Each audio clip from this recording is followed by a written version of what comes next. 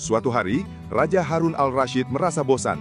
Ia mengumpulkan para penasehatnya, tapi tak ada satupun ide mereka yang bisa membuat sang raja tertawa. "Aku ingin sesuatu yang belum pernah kulihat seumur hidupku," seru sang raja. Penasehat berkata, "Paduka, mungkin Abu Nawas bisa membantu." Maka dipanggillah Abu Nawas ke istana. "Abu Nawas," kata sang raja sambil tersenyum penuh tantangan, "aku ingin kau menunjukkan padaku sesuatu yang belum pernah kulihat, sesuatu yang membuatku terpingkal-pingkal." Abu Nawas mengelus jenggotnya, berpikir keras, lalu berkata, "Paduka, izinkan hamba meminjam seekor kambing dari kandang kerajaan.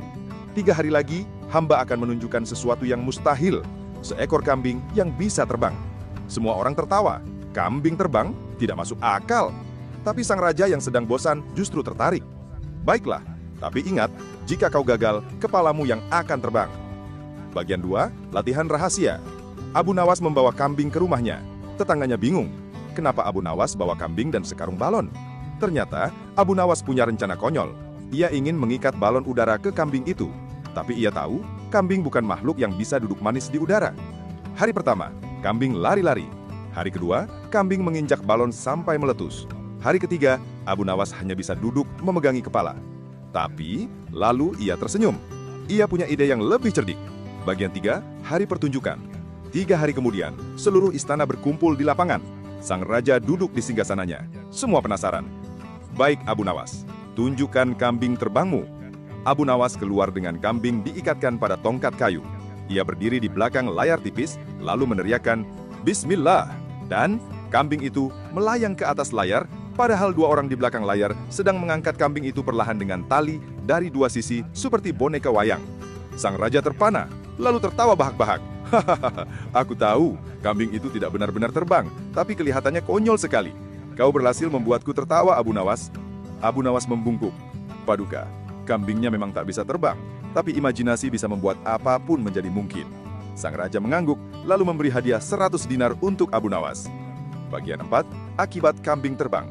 Setelah pertunjukan itu, kabar kambing terbang menyebar. Penduduk desa mulai bertanya ke Abu Nawas, "Bisakah kambing saya juga diterbangkan?" "Aku punya ayam, bisa dia terbang juga, Abu Nawas?" Abu Nawas hanya menjawab, "Tentu bisa, asal dibayar dulu." Maka, ia mulai bisnis baru, yaitu sekolah terbang untuk hewan. Tentu saja semuanya bohongan, hewan-hewan itu hanya digantung di tali dan dibuai pelan-pelan. Tapi penduduk tetap tertawa dan senang melihat hewan mereka itu terbang. Hingga suatu hari, seekor kambing benar-benar lepas dari tali dan mendarat di kepala Pak Mustafa si tukang roti.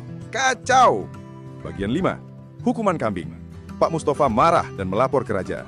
Raja tertawa mendengarnya dan memanggil Abu Nawas lagi. "Abu Nawas, ku dengar kambingmu menyerang rakyatku dari langit." Abu Nawas menjawab dengan muka serius, "Ampun Paduka, mungkin kambing itu sedang belajar menjadi malaikat." Semua tertawa lagi, bahkan Pak Mustafa tak bisa menahan tawa. "Baiklah," kata raja, "kambing itu dihukum tidak boleh terbang selama sebulan." Abu Nawas membungkuk. "Baik Paduka, akan saya cabut SIM terbangnya." Cerita ini menjadi legenda. Tidak ada kambing benar-benar bisa terbang. Tapi Abu Nawas berhasil membuat raja dan seluruh negeri tertawa, hanya dengan kecerdikan dan sedikit tipu muslihat.